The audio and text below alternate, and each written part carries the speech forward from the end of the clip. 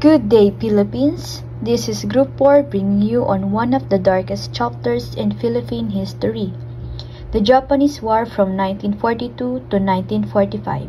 I am Precious Antenna, and today we take you through a detailed look at how the Philippines endured more than 3 years under Japanese rule, the hardships faced by the Filipinos, and the bravery that led to the nation's liberation. We explore key moments in the Philippine history, why the Spanish, Americans, and Japanese colonized the country, how the Philippines got involved in World War II, and why the U.S. abandoned Filipino soldiers during the fall of Bataan and Corregidor. We'll also discuss the heroic role of guerrilla fighters in winning the war, why the U.S. restored the Commonwealth government, and the tragic abuse of Filipino women by Japanese soldiers. Stay with us as we uncover these important historical events. My name is Bertrand Samson. I will tell you more about Japanese bombing. During Japanese bombing is sinalakay ng Japan ang Pearl Harbor noong December 7, 1941. Ang pagsalakay na ito ay, ang pag-atake na ito ay isinagawa or niplano ng Imperial Japanese laban sa Pacific Fleet or Estados Unidos na nakabase sa Pearl Harbor ng Hawaii. During Japanese bombing is maraming Amerikano ang namatay at marami din ang sugatan. Isa na din dito nasira ang mga battleship at 18 eroplano ang nasira. Pagkatapos mag-atake ng Japan sa Estados Unidos, ang Estados Unidos kinabukasan ay nadeklara o nagplano na labanan ang Japan. Next is occupation in Manila. Sinakop ng mga Punes ang Pilipinas noong Disyembre 1941 hanggang Pebrero 1945. Disyembre 8, 1941, pagkatapos salakayin ng Japan ang Pearl Harbor ay agad namang sinalakay ng mga Punes ang Pilipinas. Mabilis nilang nasakop ang isang isla ng bansa at kasama na doon ang Maynila. Noong Enero 1941 hanggang 1945 is naging kontrolado ng Hapones ang Maynila at nagpatupad ito ng batas militar na nagdulot ng matinding paghihirap sa mga Pilipino.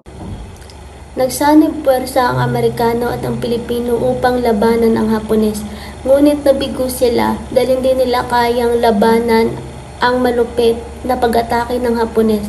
Kaya nagdesisyon ang Amerikano noong Marso 1942 na lisanin na lang ang Maynila para wala nang madamay na sibilyan dahil sa giyera. Si Douglas MacArthur, ang pinuno ng puwersang Amerikano, ay nakatanggap ng utos mula sa US na magtago muna ito sa Australia at magbalik na lang paganda ng puwersa para sa laban. Pagkatapos ng 3 taon na sinakop ng mga Punes ang Maynila is noong Pebrero 1945 is bumalik ang puwersang Amerikano at Pilipino upang labanan ng mga Punes at palayain ang kabisera nito.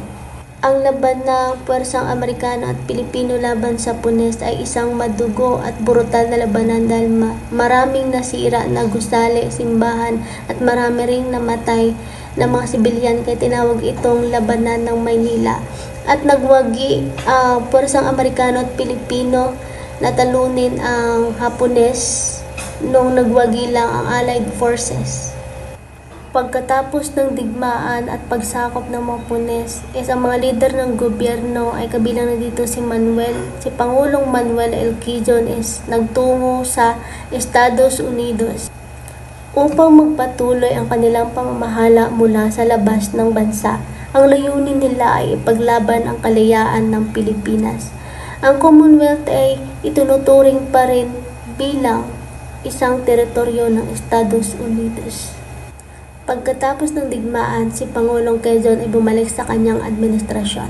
Ang Commonwealth ay isang pinakamalagang kasaysayan sa bansa dahil nagbigay ito ng pagkakataon upang mapagtibay ang ugnayan ng Pilipinas sa ibang bansa laban sa mga Hapones. Last one is Fulo Bataan. Ang Fulo Bataan ay isang malagang kaganapan sa World War II noong Abril 9, 1942 sa Bataan Peninsula sa Pilipinas. Mula January 7 hanggang Abril 9, 1942 ay nakipaglaban ang sundalong Amerikano at Pilipino sa Punes, bagamat hindi nila kaya ang depensa ng mga Punes. Bumagsak ang Bataan noong April 9, 1942, nawala ng kakayahan ang mga Pilipino at Hapones na ipagtanggol ang Bataan, kaya't napilitan na lang ang Amerikano at Pilipino na sumuko na lang sa mga Hapones. Pinilit ng mga Hapones ang mga bihag na magmarcha mula Bataan hanggang Capas Tarlac, kaya tinawag itong Bataan Death March. At pinilit din ng mga Hapones na maglakbay ang mga bihag higit kumulang sa 65 na pamilya, at walang pakialam yung mga Hapones na maglakbay ang mga bihag kahit mainit at gutom. Death March. The Bataan Death March was a forced march of 76,000 American and Filipino prisoners of war with Japanese military after the surrender of Bataan on April 9, 1942. Starting on April 10, 1942, the prisoners were made to walk for 5 days without rest from Maripoles, Bataan to San Fernando, Pampanga, a distance of about 65 miles, 105 kilometers. So habang nasa marsya, ang mga bihag na masyadong mahina upang magpatuloy ay pinapatay. Alinman sa pagparil, pagsasaksak ng bayoneta o matinding pagbubugbog hanggang sa mamatay. Pagtapos ng marsya, humigit kumulang 200 Amerikano at 10,000 Filipino ang namatay. Ang mga nagkaligtas ay dinala sa Camp O'Donnell sa Capas Tarlac, kung saan marami pang namatay dahil sa gutom at sakit na nag-iwan ng humigit kumulang 50,000 survivors. The Bataan Death March remains one of the most infamous war crimes of World War II, remembered for its extreme brutality and suffering of Filipino and American soldiers. Death March punishment sa Bataan ng Death March tumana sa mga bihag ng tikmaan ng matinding kalupitan mula sa mga sundalong Hapones. Marami ang pinatay sa pamamagitan ng pagputol ng ulo, pamamaril at pagsaksak sa lalamunan. Mas marami pa ang nagtusa ng matagal at masakit na kamatayan dahil sa pagsaksak ng bayoneta, pambubugbog at sadyang gutom at uhaw.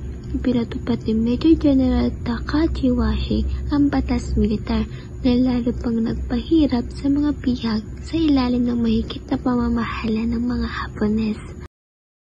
Japanese military policy and martial law in the Philippines. I will first explain military policy. So during the Japanese occupation of the Philippines in World War II, the Japanese military imposed strict and harsh policies. One of the most severe rules was the retaliation policy, which stated that for every Japanese soldier killed, 10 prominent Filipinos would be executed. In addition, all Allied nationals such as Americans and other foreign civilians were placed in internment camps at locations like the University of Santo Tomas, known as UST, Baguio, and Los Baños. To weaken the Filipino nationalism, the Japanese government banned the display of the Philippine flag, the singing of national anthem, and the use of American dollars. Instead, they introduced Japanese war notes, commonly known as Mickey Mouse money, which became the new currency in the country. So let's now talk about the Japanese martial law. So the Japanese also implemented martial law, replacing the Commonwealth government with the Central Administrative Organization, known as CAO, on January 23, 1942.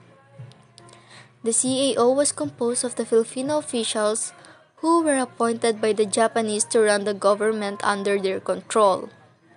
These people are Jose Vargas, Benigno Aquino, Rafael Alunan, Quintin Paredes, Antonio de las Alas, Claro M. Recto, and Jose P. Laurel. Jose Vargas is the head of the CAO and acting mayor of Manila. Benigno Aquino is the Secretary of the Interior. Rafael Alunan is the Secretary of Agriculture and Natural Resources. Quintin Paredes was the Secretary of Public Works and Communications. Antonio de las Alas is the Secretary of Finance. Claro M. Recto is the Secretary of Education, Health, and Welfare. Lastly, Jose P. Laurel, the Secretary of Justice. Although these officials held government positions, they were closely monitored by the Japanese authorities, who ultimately had control over all major decisions. For today's video, we're going to talk about Japanese purpose of invasion.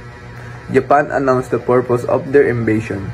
First, to free the Filipinos from the oppressive American domination. Second, to let the Filipino establish the Philippines to become a member of the Great East Asia Co-Prosperity Sphere on December 30, 1942. They established the Kalibapi or Kapisahan ng Paglilingkod sa Bagong Pilipinas with the goal to unite Filipinos for positive cooperation with the Japanese military administration, Tagalog as the official language of educational and government. More Japanese atrocities. A Filipino who forgets to bow or made the wrong answer to a Japanese soldier was slapped or killed instantly. Those who failed or refused to cooperate were given instant death sentence. On May 2, 1942, Chief Justice Jose Abad Santos in Malabang, Lanao del Sur was brutally sentenced to death for refusing to take the oath of allegiance to the Japanese. Japanese soldiers have mastered the art of inflicting extreme pain and agonizing death hopeless civilians. Dreaded water cure, or prisoners were hung by the hands and whipped, freezing of red-hot iron, electrocution. Women of various ethnic and nationalist backgrounds and social circumstances who became sexual laborers of the Japanese troops before and during World War II, ranging from 100,000 to 200,000 women who were forced, deceived, and abducted. 80% are believed to be Koreans. Japanese rationale for the comfort women system was to avoid random sexual violence toward women of occupied territories by providing soldiers amenities for recreational sex. Women were beaten, tortured, and raped by 15 to 30 soldiers a day, and officers by night for periods of 3 weeks to 8 months. Japanese soldiers abused thousands of Filipinas, turning them into sex slaves. These women are called comfort women. Filipino bravery. Resistance to the Japanese continued in the form of guerrilla warfare. General Guillermo Nácar in Luzon, Miguel Ver and Eleuterio Adeboso of the Hunters ROTC unit in Manila. Dahok Balahap, hukbo ng bayan laban sa Hapon. An anti-Japanese army was organized on March 29, 1942 by Luis Tarok as the military arm of the Communist Party of the Philippines. It may be said that the war waged by the Hooks and other guerrilla forces helped liberate the country. Tarok, the Philippines, was the only country in sea that maintained resistance against the Japanese.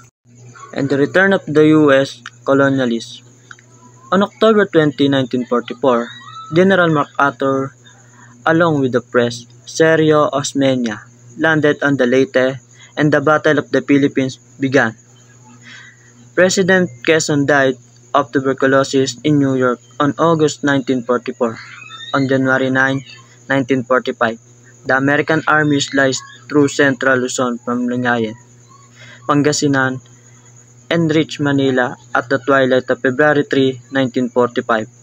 Philippines was under General Tomoyoki Yamashita. On March 3, 1945, Manila was declared liberated. Manila was called the Warsaw of World War II in the Pacific. On April 28, 1945, some Japanese leaders along with President Laurel and his cabinet escaped to the Japan-Lingayen Gulf as the Allied forces.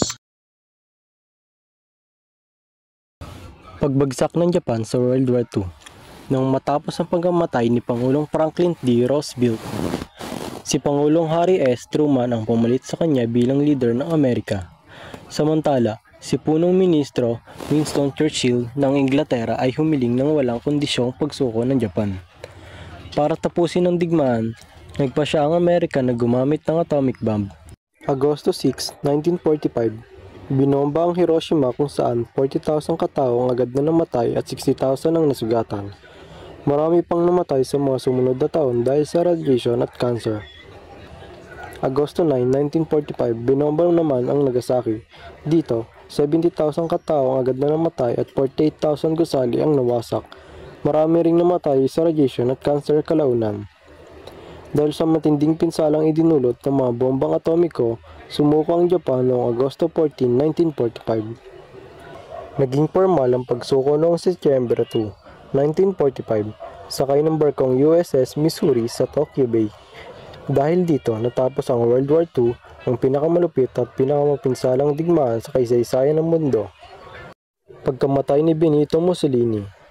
Sa Italia, si Benito Mussolini, ang diktador ng bansa, ay nahuli ng mga kapwa niya Italyano noong Abril 28, 1945, kasama ang kanyang kasintahan ni si Claretta Petazzi. Sila ay binaril at napatay.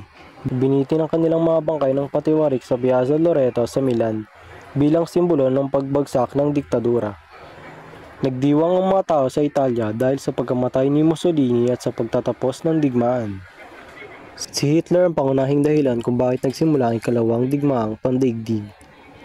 Bago tuluyang matalo ang Germany ng Allied Forces, which is US, Britain at Russia, pinakasalan niya ang kasintahan na si Eva Braun. Wala pang 2 araw bago dumating ang mga kalaban sa Berlin. Noong Abril 30, 1945 nang pasukin ng Allied Forces ang Berlin, nagpakamatay sina Hitler at Eva sa pamamagitan ng pagbaril at pag-inom ng lason. Pagkalipas ng ilang araw, noong Mayo 6, 1945, natapos ang ikalawang digmaang pandaigdig sa Europa.